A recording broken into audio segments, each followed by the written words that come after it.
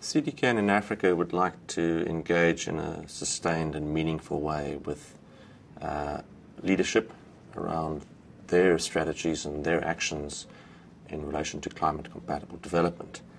We want to use our knowledge and our experience and the research that we support to provide them with a basis for action. So we're looking to support a few national governments, a few strategic sectors, and to do so in a way that collaborates with other initiatives, because we're not the only game in town. We have a number of other programs, a number of regional political bodies that are involved, and we want to support and align with those bodies to try and make a change in the way that governments in Africa and leaders in other sectors, in the private sector and the civil society, are able to engage in a meaningful way. So we've supported the Rwanda Green Growth and Climate Resilience Strategy.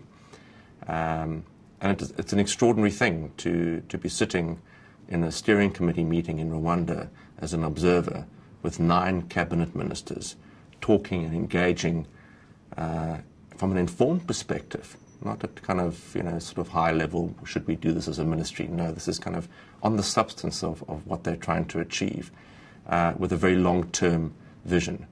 So I think CDKN's support for the Rwandan government is possibly our biggest achievement to date. And it matches our strategy of being engaged, sustained, long-term, and being able to do then not just assisting with the strategy, but assisting with the follow-through. The other big program that we're supporting is a relatively more recent, where the Kenyan government is embarking on a fairly ambitious cross-sectoral action plan for the implementation of their climate change strategy.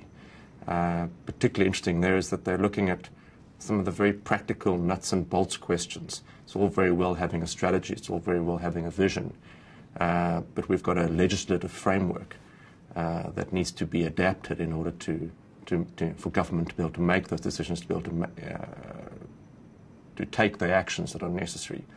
So they're looking at a number of sectors in a very ambitious way. I think those are the 2 big ones. Then there are a number of smaller, more strategic initiatives. There's this initiative to look at suppressed demand and how suppressed demand is incorporated in Africa around mitigation action, particularly around numbers, the MRV of that.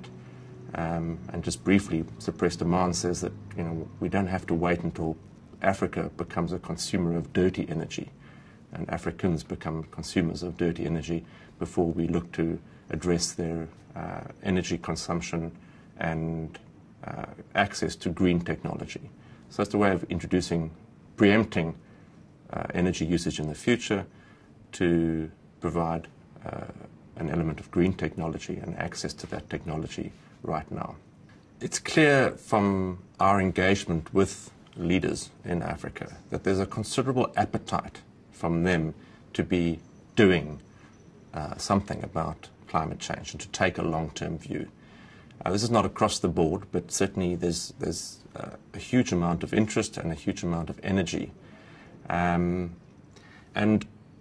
it's clear as one starts that engagement that they're aware that this is an extraordinarily complex environment. It's complex and it needs to be addressed in a way which is multi-sectoral, and it's not a simple quick fix. It's not development aid as per normal. Oh gosh, what do we need? Well, we need a bridge or a dam. Well, it's going to spend 4 years scoping it and making it happen. This is something where they've got to conceive over time frames that's way beyond their political careers, if they're politicians. It's even way beyond their careers if they're technocrats. So it's a 20, 30, 40, 50-year lifespan that they need to be engaging on. So it's tough. It's new. And I think we've been very impressed with where there is leadership. And it's not just leadership in the sense of authority. It's leadership in the ability to facilitate engagement across various sectors. So to be able to draw in the various ministries, the various players, the private sector, civil society, in a comprehensive way so that they can address their issues comprehensively, because they're looking at everything within the development space. I think the other thing that we learn is that they need, apart from leadership and facilitation and engagement, they really need the evidence base to be able to inform those decisions. And we're all grappling with evidence base. The evidence base is shaky, and it's very tough for a senior political leader to be given a whole bunch of, possibilities, some of which are really unclear, and then to make a decision.